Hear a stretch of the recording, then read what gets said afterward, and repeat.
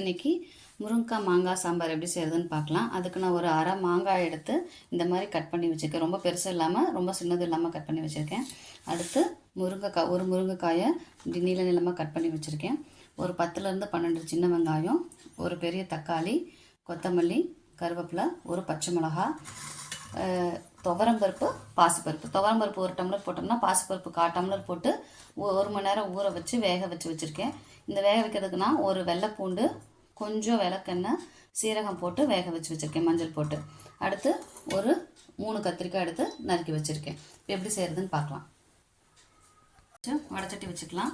வடைச்சட்டி காஞ்சதும் எண்ணெய் ஊற்றிக்கலாம். இப்போ வடைச்சட்டி காஞ்சிருச்சு, எண்ணெய் ஊற்றிக்கலாம்.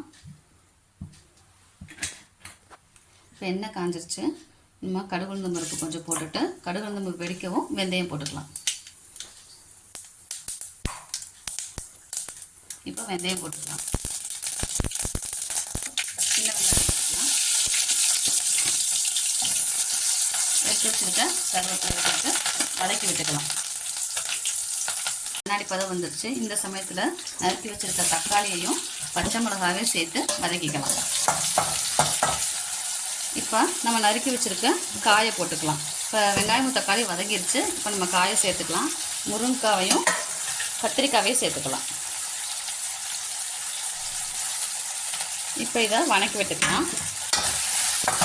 அதுக்கு 1.5 ஸ்பூன் குழம்பு மிளகா அப்படி போட்டுக்கலாம்.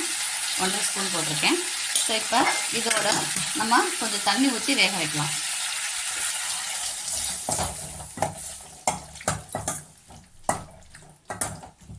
இப்போ இந்த தண்ணி கொதிக்கிறப்பயே இந்த சாம்பாருக்கு தேவையான உப்பையும் போட்டுடலாம்.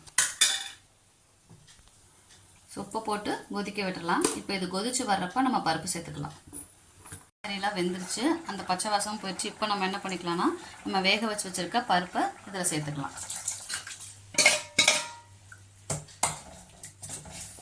இப்போ சாம்பாருக்கு இன்னும் கொஞ்சம் தேவையான தண்ணி மிக்ஸ் பண்ணிக்கலாம். இன்னும் கொஞ்சம் தண்ணியை சேர்த்துட்டு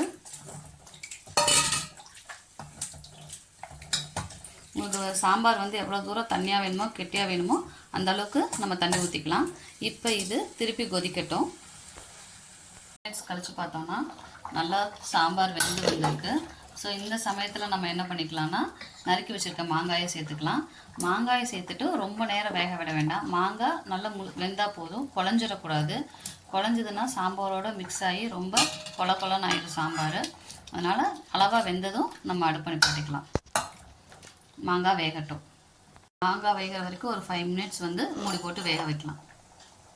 5 நிமிஷம் கழித்து பார்த்தோம்னா நல்லா மாங்காய்லாம் வெந்து வந்திருக்கும். பார்த்திங்கன்னா நல்லா மாங்காய் வெந்திருக்கு. ஆனால் என்னென்னா குழையலை. ஸோ இந்த மாதிரி சமயத்தில் நம்ம என்ன பண்ணிக்கலாம்னா நறுக்கி வச்சுருக்க கொத்தமல்லியை தூவி ஒரே 1 ஸ்பூன் மட்டும் நெய் விட்டுக்கலாம்.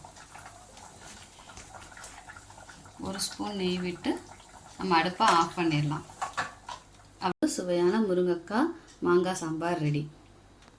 உங்களுக்கு இந்த வீடியோ பிடிச்சிருந்தா மறக்காமல் சப்ஸ்கிரைப் பண்ணுங்கள், லைக் பண்ணுங்கள், ஷேர் பண்ணுங்கள். தேங்க்யூ.